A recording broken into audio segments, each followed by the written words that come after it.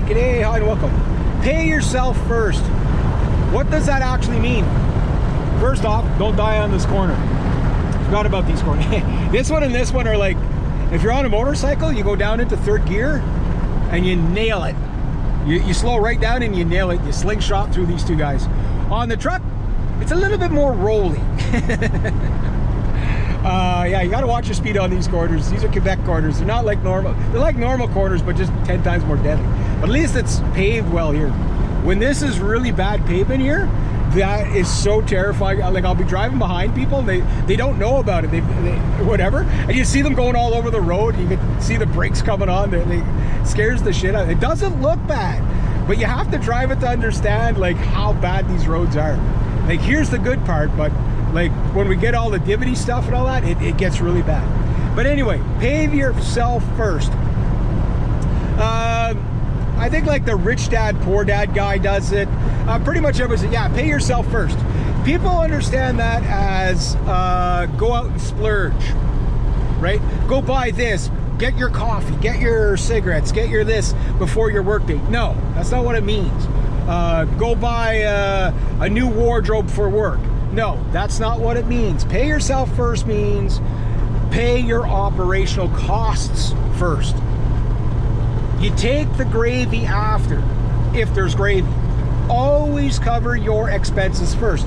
Now, when people get too much expenses and they get overwhelmed, what happens, quite simply, when they're overwhelmed with expenses, is that they can never get ahead of the expenses. And there's tricks to doing it. Look, I'm not a wealthy guy. I only get 5, maybe 6 months of work out of a year, and on average, right? And I have to come up with a year worth of income in that time. Now, mind you, I live very Spartan, and I keep my expenses as low as I possibly humanly can. That's how I do it, right? Like, I don't have big mortgages and truck payments and stuff like that. Truck's bought and paid for. My quest is always to make my money back and profit on the truck, and enough to replace the truck before the truck dies. You know, I'm hoping this truck will be the different one. A big Dodge Ram. And the thing is that this corner is awesome on a motorcycle. And pretty cool with sports cars too. When you pay yourself first, okay, for example, if I were to be working today, I'm not working today, I'm on the license bureau renewal phase today. So I'm spending money today, right?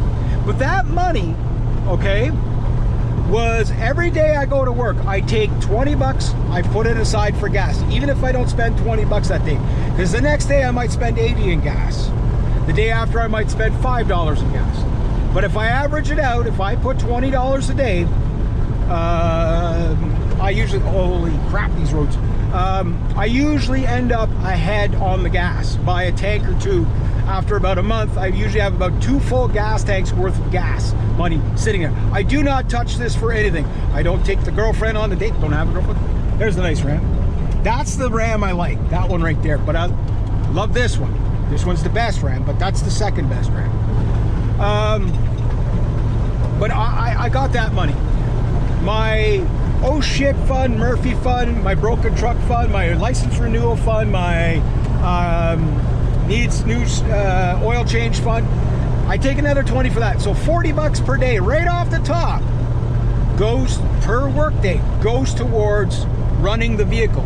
The vehicle is my lifeline. The vehicle is my job. It's my motorized wheelbarrow, right? It's not just about, for me, it's not just about getting to and from work. A car will do that.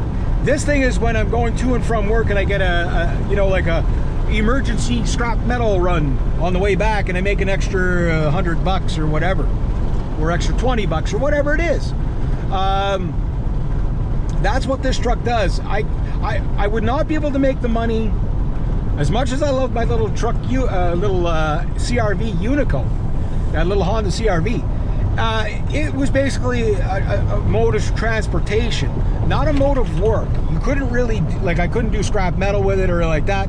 It'd bottom out, right? But this thing, like, this truck is a part of my job, right? So I have to make sure I could stay ahead. Like right now, I'm on zero, pretty much on zero again for funds for this truck. That's why it's so hard to get it fixed and stuff.